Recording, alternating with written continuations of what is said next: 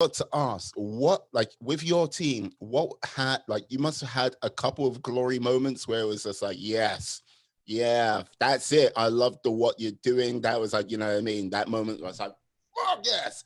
Yeah. Like, are you allowed to stay or? Yeah. I can talk about two in, I think two in particular. So very early days when we're starting the company. So back in 2017, before Mm, we were Tectonic.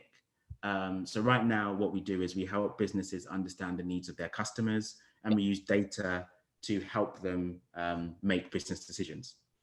Before that, back in 2017, the business was what we call was a digital agency, and we focused on building early versions of mobile apps and digital products for mm, early stage companies. So we found an affordable way for companies to be able to, individuals or companies to start the journey of becoming their own boss through digital, by making them their digital products.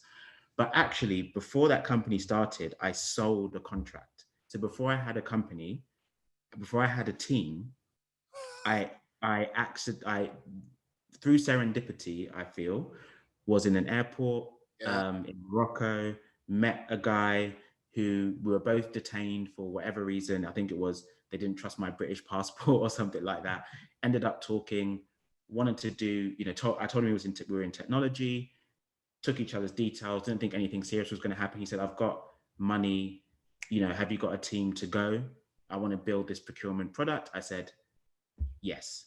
Then literally within a week, I think it was a couple of days, I had to get a team together because and the thing where I knew it was going to be special was when we got through that workshop and the team were meeting each other for the first time that day. That morning, we were in Costa Coffee.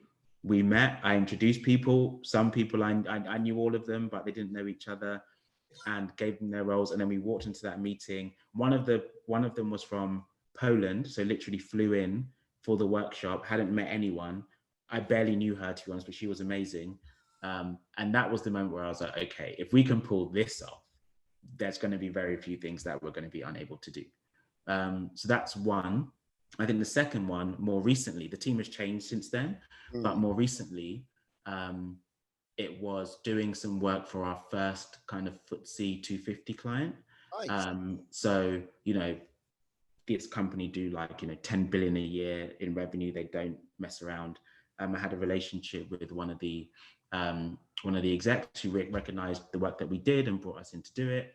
Um, and yeah, just being able to really show that at that level, we can operate as well, and everyone getting together, going above and beyond to recognize what it means to be able to complete a piece of work at that level Yeah. was also amazing as well. So I'd say those two stand out to me. There've been many, but I think those two stand out.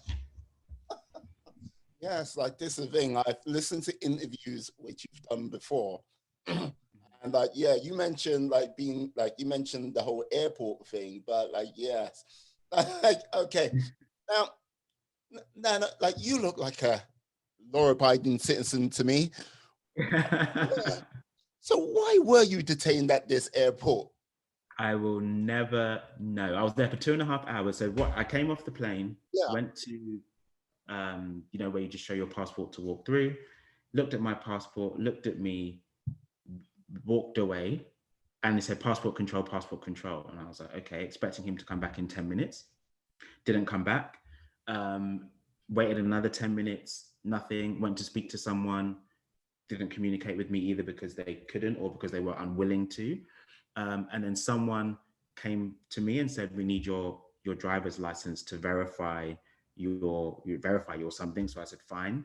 Yeah. Gave it to them. Another 40 minutes, nothing. I'm like, have I just given away all my identification? And I'm never seeing it back, getting it back. So to this day, I don't know, but I do know the person that I met in the airport Yeah. uh, called someone who knew someone who said to I think it was the police commissioner or something like that, someone of authority, you Okay. know, people can go. And then within 10 minutes, I had my stuff back and I was out. Yeah, crazy. what I've got to And say. that was a powerful lesson as well. That was a powerful lesson in relationships. That was I don't think I realized it at the time, but I realized, okay, so that is that how the world works? Is it how it works? Is it, I'm a big fan of hard work. I think you have to put the hard work in. You can't avoid the luck piece. I think that is definitely going to be a part of it, but you can make your own luck. I think you can do things to make your own luck. But wow, okay, relationships with people, very, very important. Very important. Yeah, no, I would agree.